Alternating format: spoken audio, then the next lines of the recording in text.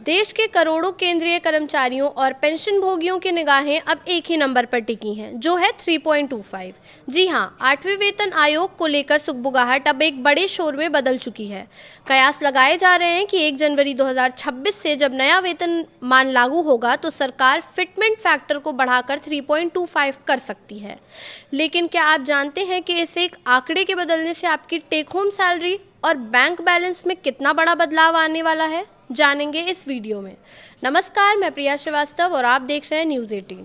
8वें वेतन आयोग को लेकर देश भर के केंद्रीय कर्मचारियों और पेंशन भोगियों की नज़रें टिकी हुई हैं, लेकिन इस पूरे खेल का सबसे बड़ा फैक्टर एक ही है, फिटमेंट फैक्टर।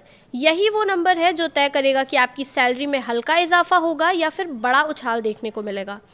सरकार की तरफ से अभी अंतिम फैसला नहीं आया है, लेकिन चर्चा इस बात पर तेज़ है कि फिटमेंट फैक्टर 2.5 से बढ़कर 3.25 तक जा सकता है। अगर ऐसा होता है तो नए वेतन ढांचे में कर्मचारियों की जेब पर सीधा असर दिखेगा।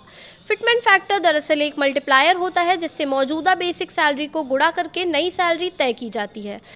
7वें वेतन आयोग में ये 2.57 था, जिसकी वजह से सैलरी में एक तय पैटर्न के तहत बढ़ोतरी हुई थी। अगर इसे बढ़ाकर 3.25 कर दिया जाता है तो इसका सीधा मतलब है कि कर्मचारियों की बेसिक सैलरी को पहले के मुकाबले ज़्यादा गुणा किया जाएगा। इससे शुरुआती स्तर पर ही वेतन में बड़ा जंप दिखाई देगा।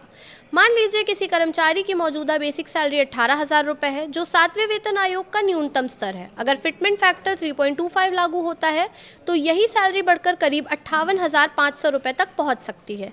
इसी तरह 25,000 रुपये बेसिक पाने वाले कर्मचारी की सैलरी लगभग 81,000 रुपये तक जा सकती है। यानी कुल मिलाकर बेसिक सैलरी में 25 से 30% तक का अतिरिक्त उछाल देखने को मिल सकता है, जो सीधे हाथ में आने वाली सैलरी और पेंशन दोनों को बढ़ाएगा। फिटमेंट फैक्टर का असर सिर्फ बेसिक सैलरी तक सीमित नहीं रहता है, इससे पेंशन, महंगाई भत्ता और अन्य भत्तों की गणना भी बदल जाती है। जैसे ही बेसिक सैलरी बढ़ती है, उसी आधार पर डीए और अन्य अलाउंस भी बढ़ जाते हैं, जिससे कुल इनकम में और ज़्यादा वृद्धि होती है। पेंशन भोगियों के लिए भी ये बदलाव उतना ही अहम है, क्योंकि उनकी पेंशन भी इसी फॉर्मूले से तय होती है। सरकार ने 8वें वेतन आयोग के गठन की प्रक्रिया शुरू कर दी है और 1 जनवरी 2026 से नए वेतन मान लागू होने की उम्मीद है। हालांकि पिछला ट्रेंड बताता है कि वेतन आयोग की सिफारिशों को लागू होने में समय लगता है। 7वें वेतन आयोग को लागू होने में करीब 2.5 साल लगे थे। ऐसे में इस बार भी कुछ देरी से इनकार नहीं किया जा सकता। फिलहाल इस वीडियो में इतना ही। ऐसे ही और वीडियोज़ के लिए देखते रहिए न्यूज़ 18।